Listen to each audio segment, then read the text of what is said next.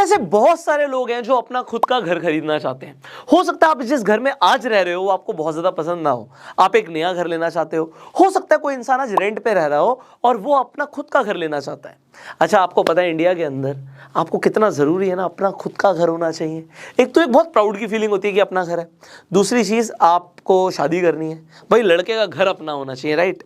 So rent पे बड़ी problems होती हैं, हमने बहुत सारी चीज़ें फेस भी करी होंगी और आप आसपास भी देखते हो सोसाइटी के अंदर एक अच्छा स्टेटस होता है अगर अच्छा घर हो तो एक घर होना आज की डेट में लग्जरी नहीं रह गई, एक नीड है और नीड हमेशा से भी थी, बट एक अच्छा घर होना डेफिनेटली लोगों की प्रायोरिटी होती है। तो अब यंग एज के अंदर, क्योंकि बहुत सारी लोग हैं और इंडिया के अंदर भी आप ज़्यादातर लोग देखोगे तो यंग है आज की डेट में, तो हमारे पास यूथ बहुत है और यूथ क्या चाहता है कि हम अपना घर कैसे लें, इसके ऊपर डेफिनेटली बहुत सारे लोग जानना चाहते हैं। आज इस वीडियो के अंदर ना हम प्रैक्टिकल बात करेंगे, स्टेप बाय स्टेप बात करेंगे और आपको मैं सोल्यूशंस दूंगा कि आप अपना घर कैसे खरीद सकते हो विद पीस ऑफ माइंड। आपके ऊपर बर्डन कम से कम पड़े और आप प्रैक्टिकल सोल्यूशन जानो कि अगर आपको अपना घर बनाना है तो वो आप कैसे बनाने वाले हो, उसके लिए पैसा कैसे आएगा, कैसे आपका अपना घर बनेगा, आपका घर कितने का होना चाहिए, अगर आपको घर पर लोन लेना है तो वो कितने का लेना चाहिए, एंड बहुत सारे बिल्कुल आप कह सकते हो कि बारीक पॉइंट्स हैं बट ये आपके काम लाइफ टाइम आएंगे। सो वीडियो बहुत ही इंफॉर्मेटिव होने वाली है, एंड तक देखिएगा इस वीडियो को। और अगर आपने अभी तक इस चैनल को सब्सक्राइब नहीं किया है अभी के अभी सब्सक्राइब कर लीजिए, बेल आइकन पर क्लिक कर दीजिए, क्योंकि ये इन्फॉर्मेशन तो बहुत वैल्यूएबल है पर इसी तरीके की वैल्यूएबल इन्फॉर्मेशन इस चैनल पे आपको लगातार मिलती रहती है। और अगर आपने बेल आइकन पर क्लिक नहीं किया तो आप ऐसी वीडियोस मिस कर देंगे। अब क्लिक कर दिया होगा आपने, हम शुरू करते हैं। अब सबसे पहले हम यंग एज की बात कर रहे हैं कि आप कैसे अपना घर खरीदोगे। अब उससे पहले कुछ बातें मेरे को करनी जरूरी है तो मैं स्टेप बाय स्टेप चलूंगा। नंबर 1, आपको जो आप घर लेना चाहते हो वो क्यों लेना है, वाई। ये वाई का आपको ना एक सॉलिड रीजन पता होना बहुत जरूरी है, क्योंकि आप कोई भी काम करने के लिए निकल रहे हो आपको क्यों करना है वो काम। आज आप रेंट पे रह रहे हो, अपना घर होना चाहिए, ये आपका रीजन है। आपका रीजन ये है मैं छोटे घर में रह रहा हूँ, एक और अच्छा घर होना चाहिए, या मैं माँ बाप के साथ रह रहा हूँ मुझे तो अपना घर लेना है। So there are multiple possibilities कि आप एक जॉइंट फैमिली में रह रहे हो, आपको अपना एक अलग घर लेना है। So there are multiple things. So आपका रीजन, आपको एक स्ट्रॉन्ग रीजन होना जरूरी है। नंबर 2 पॉइंट, आज हो सकता है आप एक यंग एज में हो, मैं आपकी बात मान के चलता हूं कि आप यंग हो, आज आपकी हो सकता है नई नई जॉब लगी हो और आपके पास कुछ पैसा आना शुरू हुआ, आपके पास पैसा बचना शुरू हुआ, अब आपको लगा यार मैं लोन लेके ना घर ले लेता हूं। सो ऐसे बहुत सारे लोग हैं जो ऐसा सोचते हैं, सेम माइंडसेट रखते हैं। पर यहां पर मैं क्या कहना चाहूंगा आपको ये देखना है ये जो जॉब है आपकी, ये आपकी कितनी परमानेंट है, कितनी स्टेबल जॉब है आपकी। स्टेबल इन द सेंस कि आप जहां काम कर रहे हो, जिस ऑफिस में काम कर रहे हो वहीं काम करोगे, या हो सकता है कुछ टाइम के बाद आपकी कंपनी आपको ट्रांसफर करके कहीं और भेज दे, आपको बोल दे नहीं जी अब तो आपको बैंगलोर जाना है। सो आप दिल्ली रह रहे थे, आप बैंगलोर चले गए। अगर ऐसा है तो अगर आपने एक जगह पे घर ले लिया तो आप प्रॉब्लम में फंस सकते हो। क्यों?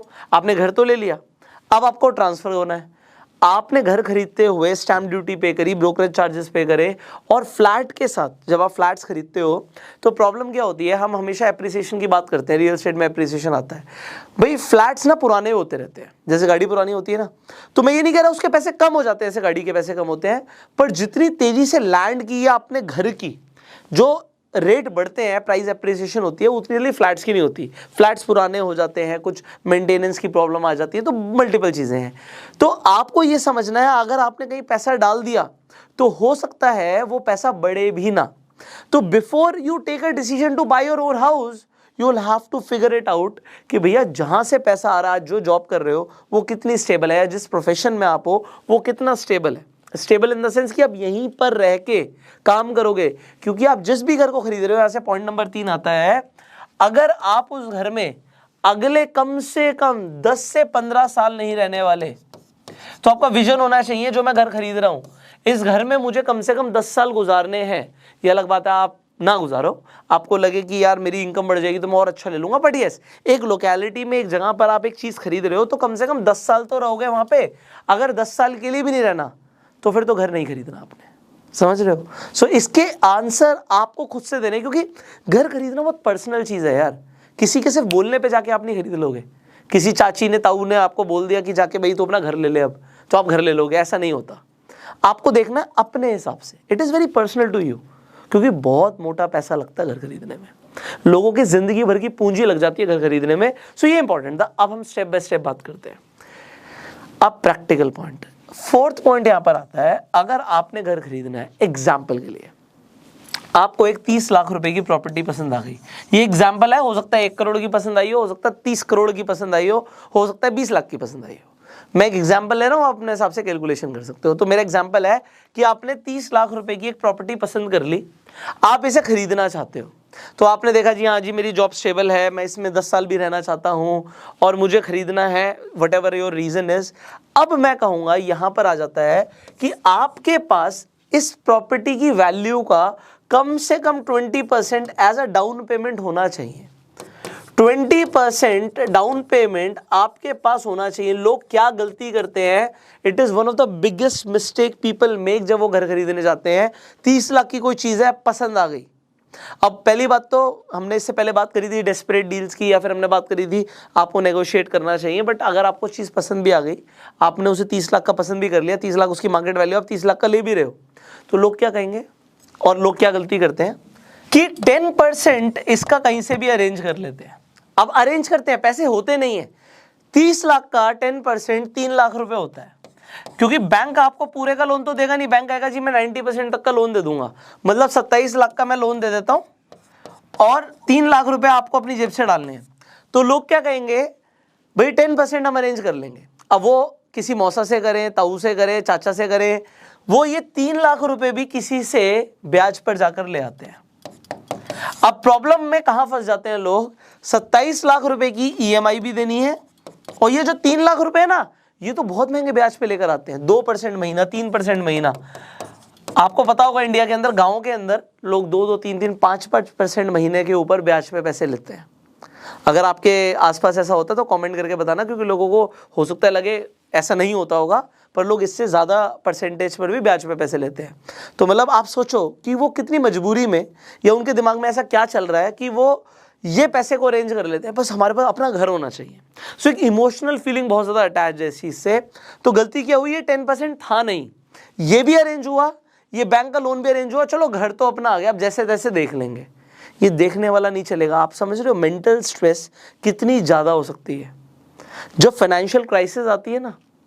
तो जो मेन होते हैं ना, वो खुल के बोल नहीं पाते। आपने बहुत कम जो मेल होते हैं उन्हें रोते हुए देखा होगा।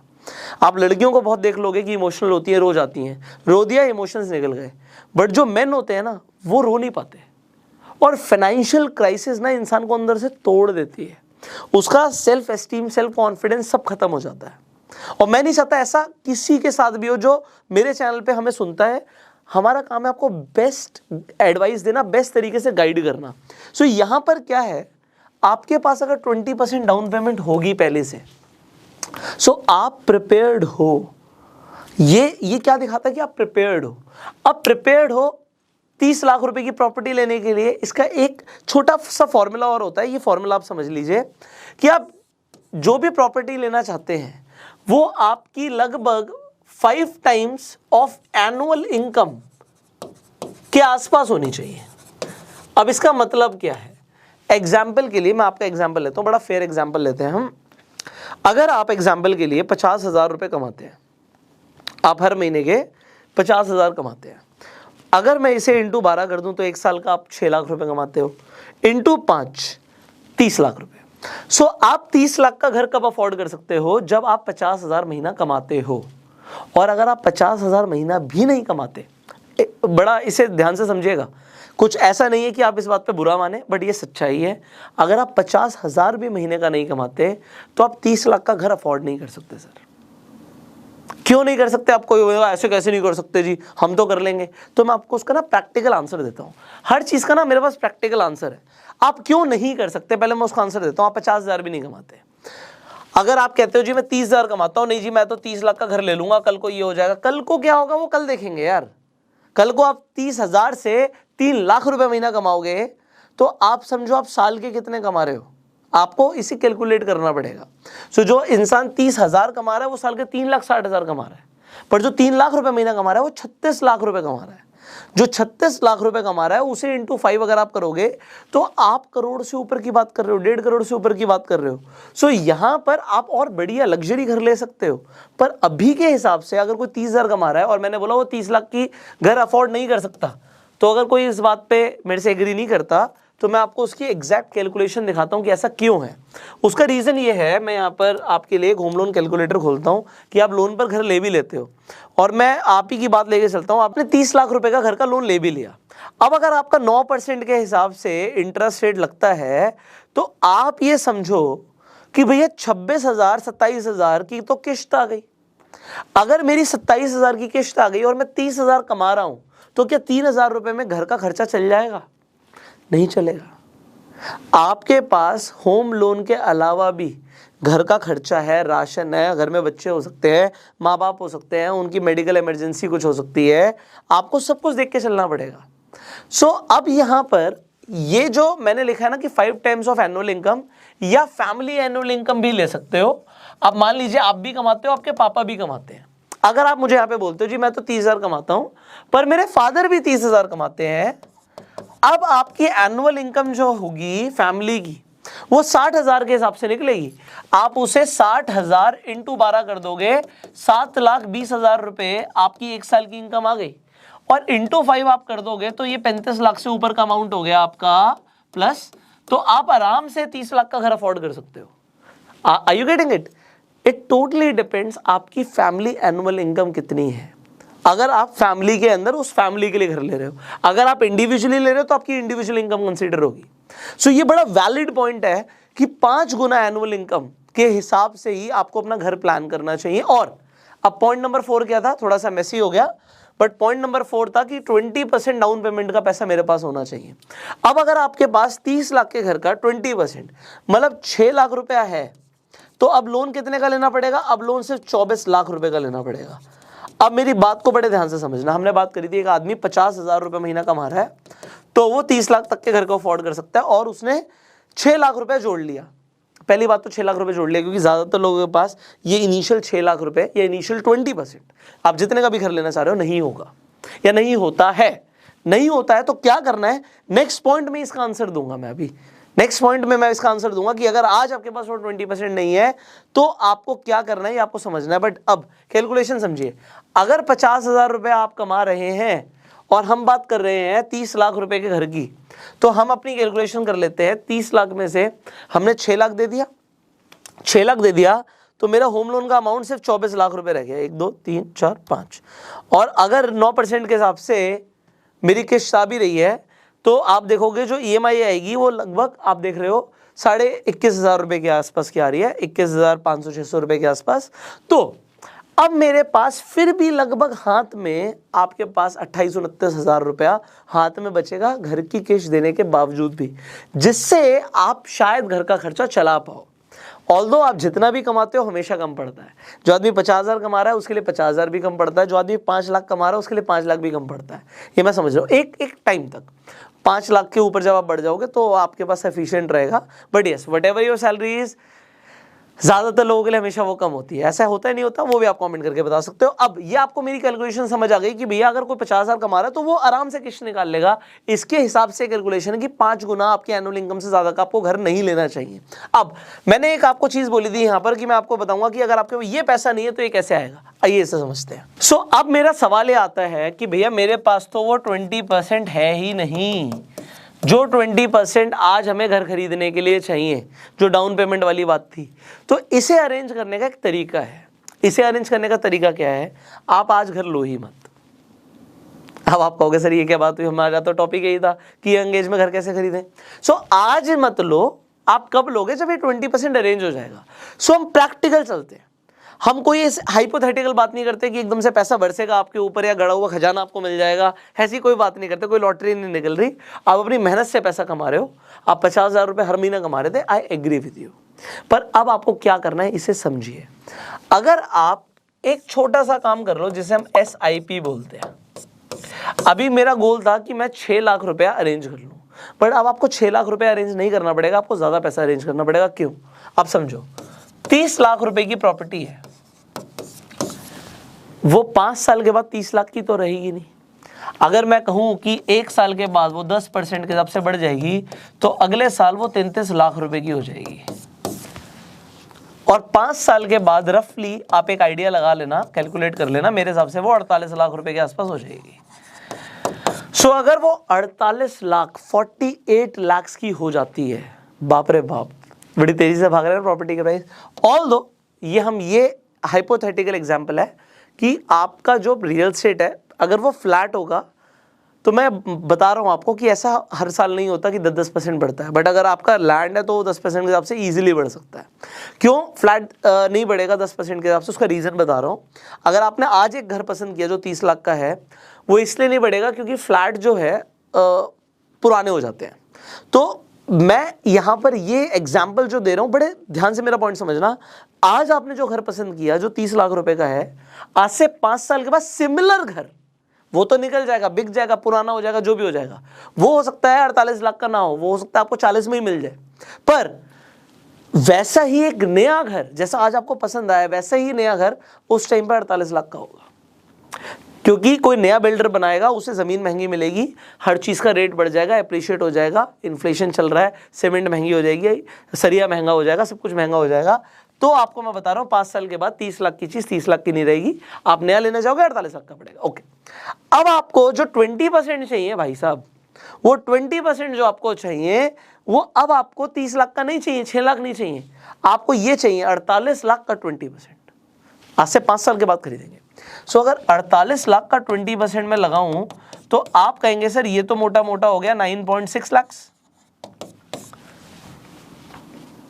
आपके पास 9.5 लाख रुपए होना चाहिए। अब 9.5 लाख रुपए के लिए मैंने बोला कि यू कैन डू SIP। आइए देखते हैं। सो हम SIP कैलकुलेटर आप नॉर्मली कोई भी खोल सकते हैं, so that you can calculate it yourself.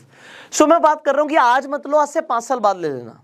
आप 3 साल की भी प्लानिंग कर सकते हो, 5 साल की भी प्लानिंग कर सकते हो, ये आपके ऊपर है। मैं आपको दोनों का एग्जांपल दे देता हूं। अब आप यहां पर देखिए, मैं थोड़ा सा बड़ा कर देता हूं आपके लिए। सो अगर आप 11,000 रुपया हर महीने आप SIP में डाल दें और आपको लगभग 16% के आसपास की रिटर्न मिल जाए, सो इसे हम 5 साल करेंगे, तो 5 साल अगर हम टाइम ले लेते हैं तो आपके पास लगभग 10 लाख रुपए होगा। ये देखिए 10 लाख रुपए आ गया। So you will get 10 lakh rupees.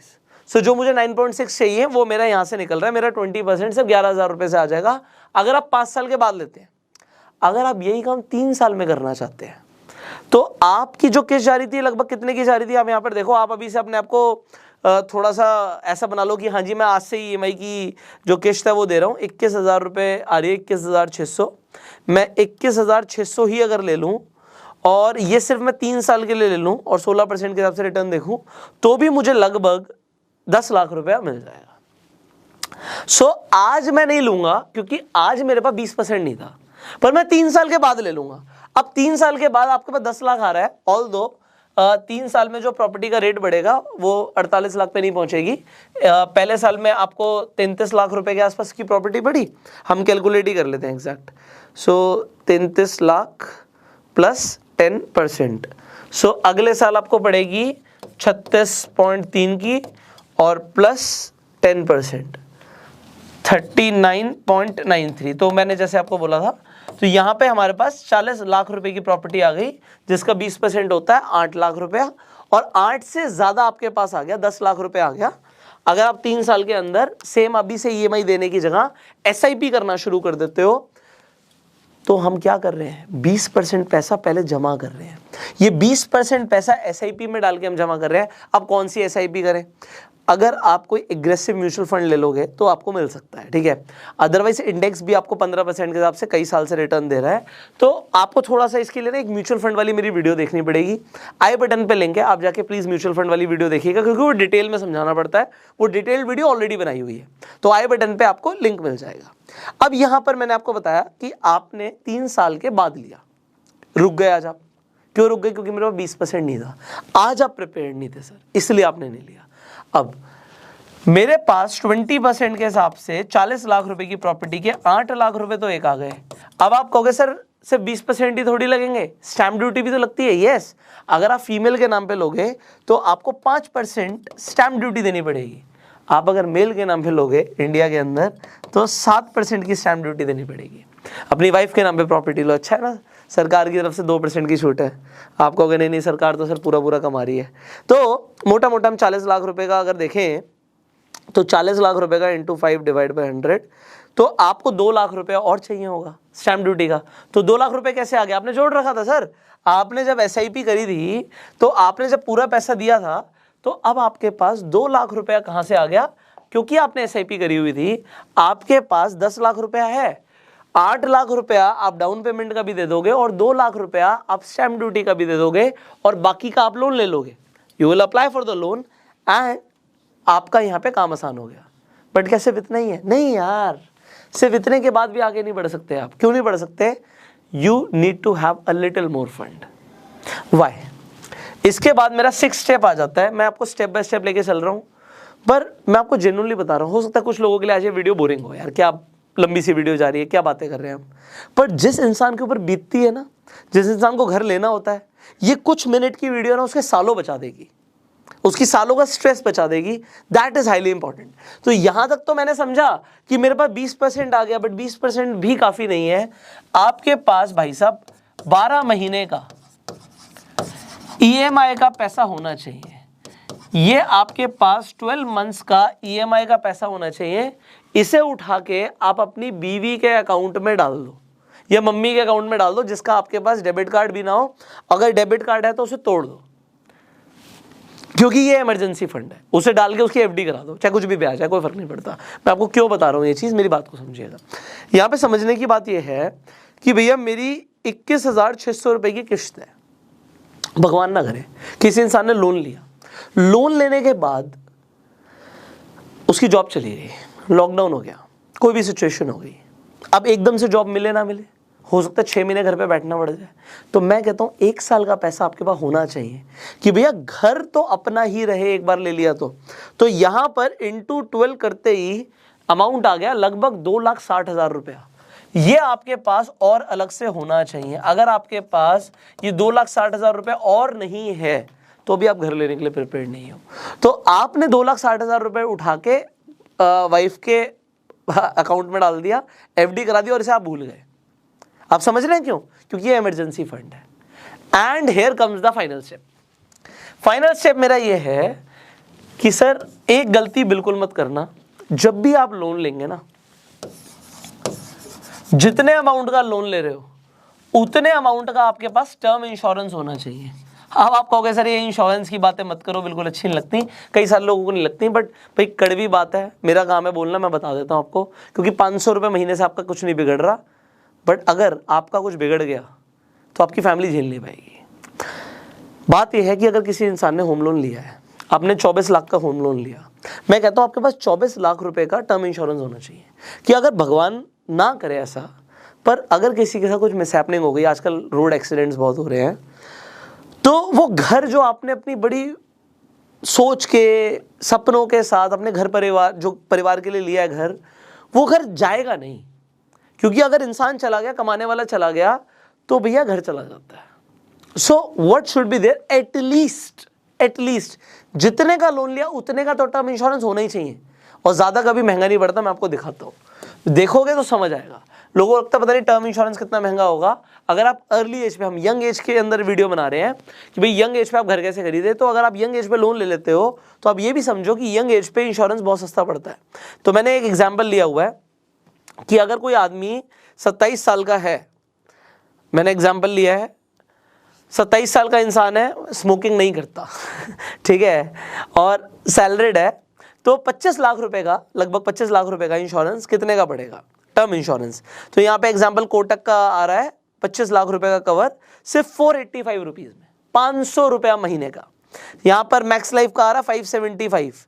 सो ऐसे आप बहुत सारी कंपनियों का कंपेयर कर सकते हो। तो मतलब 500-600 रुपए में आपको बड़े आराम से मिल जाएगा। और if you want to change, आप 25 लाख रुपए की जगह भाई अगर आप बढ़ा भी देते हो ना, आप इसे कर दो 55 लाख रुपए, कोई बहुत ज़्यादा फर्क नहीं पड़ेगा। आप ये देखो, अगर आप 55 लाख रुपए का भी लेते हो तो सिर्फ 615 रुपए देके हो जाएगा, डबल नहीं हुआ पैसा। तो टर्म इंश्योरेंस जितनी कम एज पे ले लो उतना सस्ता पड़ता है। तो 615 रुपए और डालो। आप 21,600 रुपए की सोचो ही मत, आपकी EMI है, आप 22,200 की मान लो। बट 22,200 की EMI सोच के आपकी फैमिली सिक्योर हो गई। क्योंकि बहुत सारे ऐसे लोग हैं जो लोन लेते हैं और वो टर्म इंश्योरेंस लेते हैं। आजकल बैंक ही बोलने लग गया कि अगर हम आपको लोन देंगे तो आपको अपना टर्म इंश्योरेंस लेना पड़ेगा। अच्छा, अब यहाँ पे एक चीज़ समझनी है कि बैंक आपको कभी भी कोई पॉलिसी चिपका रहा है तो बैंक कमा रहा है, ठीक है। तो आप थोड़ा सा इंटरनेट पे थोड़ा सर्च करो, कमीशंस बचा लो अपनी। मैं तो चाहता हूँ आपकी कमीशंस बचे। सो ये इंपॉर्टेंट था। अब फाइनली अगर आप घर ले रहे हो तो भैया खर्चे कट करने पड़ेंगे। आपकी एग्जिस्टिंग अगर कोई EMI चल रही है, कोई लोन चल रहे हैं, उन्हें ख़त्म करो, पैसा बचा के चलो। बट यस, यहाँ पर बहुत सारे लोग ये जानना चाहते हैं यार हम रेंट पे ही रहें, घर अपना लें। एक घर आपके पास अपना होना चाहिए, मेरा ऐसा पर्सनली मानना है। क्योंकि आप एक कैलकुलेशन को समझो। बहुत सारे लोग हैं जो कहेंगे रेंट पे ही रहना चाहिए। वो स्टार्टिंग में मैंने बता दिया आपको कि आपकी जॉब कहीं और जानी है, आपका बिजनेस स्टेबल नहीं है, तो ठीक है आप कुछ टाइम रेंट पे रह सकते हो। पर 30 लाख का घर 33, 36, 40 उसकी कीमत बढ़ती जा रही है। कुछ सालों के बाद ना उसे पकड़ नहीं पाओगे। लोन जितने का लिया ठीक है, उस पर इंटरेस्ट दे रहे हैं, समझ आ रहा है, पर आपके घर की वैल्यू बहुत तेज़ी से बढ़ रही है। इंडिया की पॉपुलेशन बहुत तेज़ी से बढ़ रही है।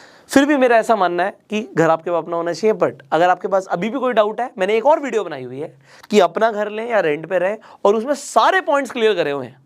आई बटन पे लिंक है, जाके देख सकते हो। तो बहुत सारी इन्फॉर्मेशन आपके लिए ऑलरेडी है इस चैनल पर, थोड़ा सा टाइम आपको देने की जरूरत है।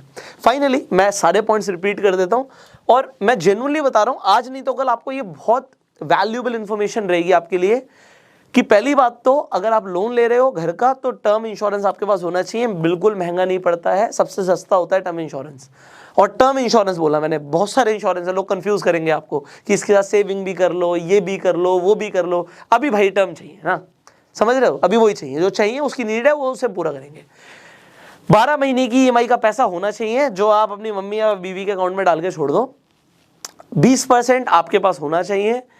डाउन पेमेंट का अगर नहीं है तो SIP करके आप उसे 3 साल में 5 साल में बहुत आसानी से पूरा कर सकते हो। 3 साल में हो जाएगा। अगर आप एग्रेसिवली इन्वेस्ट करने वाले हो तो 3 साल के अंदर आप प्लान कर लो 20% और फिर घर ले लो। और स्टैम्प ड्यूटी के भी चार्जेस निकल जाएंगे जो मैंने आपको बताया। इसके साथ साथ मैंने आपको समझाया कि यहाँ पर आप जब भी घर लेते हो तो वही हमारा 20% का पॉइंट था कि 20% आपका डाउन पेमेंट होना चाहिए। यहाँ पर बात थी मेरी कि अगर आप 10 से 15 साल एक घर में नहीं रहने वाले तो उस फिर घर को मत लेना, और मतलब वो आपको पसंद भी नहीं है फिर, है ना। एंड आपको ये समझना है कि आपकी जॉब की स्टेबिलिटी नहीं है तो आपको घर नहीं लेना। एंड सबसे इंपॉर्टेंट हमारा था कि अगर घर लेना तो क्यों लेना है। एक एड ऑन पॉइंट भी दे दूं मैं आपको यहाँ पर, जब भी आप बैंक से होम लोन लेने जाते हो तो बैंक हमेशा आपको जो होम लोन का इंटरेस्ट चार्ज करता है ना, वो RLLR के हिसाब से करता है, जो कि होता है रेपो लिंक्ड लेंडिंग रेट। अब आपका जो ये रेपो रेट है ना, ये RBI डिसाइड करती है और हर 3 महीने में चेंज होता रहता है। तो हमेशा बैंक के साथ कंपेयर करना कि कौन से बैंक का सस्ता आपको होम लोन मिल रहा है।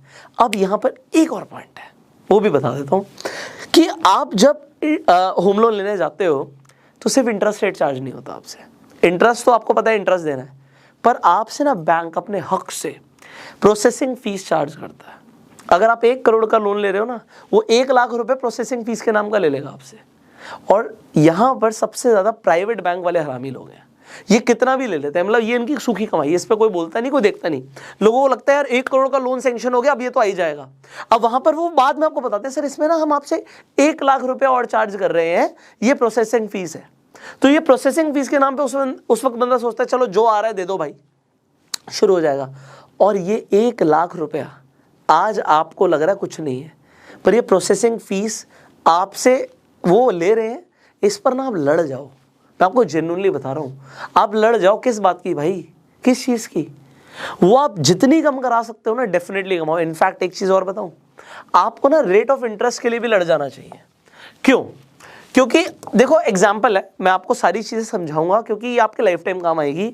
अगर आप होम लोन की बात करते हो, एग्जाम्पल के लिए यहाँ पर हम बात करें HDFC 8.4% पे दे रहा है, मैं यही ले लेता हूँ। बट आप थोड़ा सा लड़ जाते हो, आप कहते हो, आप लड़ने के बाद भी, जैसे आप आलू सब्जी के लिए नेगोशिएशन करते हो ना, आप एक्चुअल में बैंक जो आपको लोन बेच रहा है ना उसका कर सकते हो। क्यों? क्योंकि यार उन्हें ना लोन देने पे ना बहुत मोटी कमीशंस मिलती है। जो एजेंट्स होते हैं ना उनका एक अच्छा खासा परसेंटेज होता है, परसेंटेज 5-10 हज़ार रुपये नहीं, परसेंटेज होता है जो वो कमा रहे होते हैं जब आपको लोन दिलवा रहे होते हैं। तो लोन के लिए आपके पास पता है क्यों इतने फ़ोन आते हैं? क्यों आते हैं फ़ोन? लोन ले लो, लोन ले लो, लोन ले लो। क्योंकि पैसा और कमाई मोटी है इसमें। तो आप अगर लड़ जाते हो ना और अपना रेट ऑफ इंटरेस्ट सिर्फ 20 पैसा कम करा देते हो, जस्ट सी दिस मैजिक, कि अगर आपने 20 पैसा कम करा दिया तो यहां पर आ रहा है 20,300 समथिंग। अब 20,300 को मत देखो, नीचे देखो, नीचे ये देखो कि आपका टोटल पेएबल, आपने जी 24 लाख का लोन लिया था, इसमें आपको जो इंटरेस्ट लग रहा है ये 24 लाख से ऊपर का लग रहा है, लगभग 24,90,000 रुपए का लग रहा है। अगर आपने ये 20 पैसे नहीं, आपने फालतू, मतलब आपको लग रहा है कि चलो मैं दे देता हूं, आपने 20 पैसे फालतू दिए तो 24,90,000 कहां, और यहां पर देखो 25,60,000 कहां। तो आपका सिर्फ इस वीडियो को देखने से, ये 20 पैसा बचाने से, और ये हम 24 लाख के लोन की बात कर रहे हैं, तो आप कहोगे कुछ हजार रुपए बच गए, चलो 70,000 रुपए यहां पे सेव हो गए।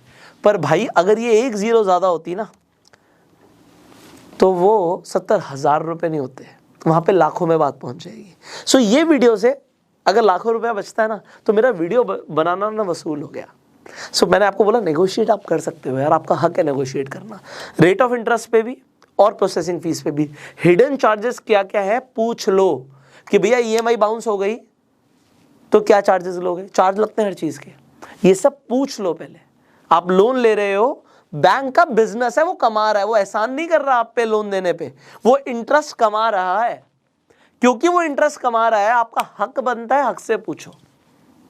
Okay, I hope it was a valuable video for you, and अगर आपको वैल्यूबल लगी तो प्लीज इस वीडियो को शेयर कर दीजिएगा। अगर आप एसआईपी कराना चाहते हैं, जैसे हमने एसआईपी की बात करी थी, सो एसआईपी के लिए आप अपस्टॉक्स को चूज कर सकते हो। अपस्टॉक्स इंडिया का एक लीडिंग ब्रोकर है, जिसका लिंक मैं डिस्क्रिप्शन कमेंट बॉक्स में डाल दूंगा। आप यहाँ पर डिस्कवर पर क्लिक करके बहुत सारे म्यूचुअल फंड देख सकते हो।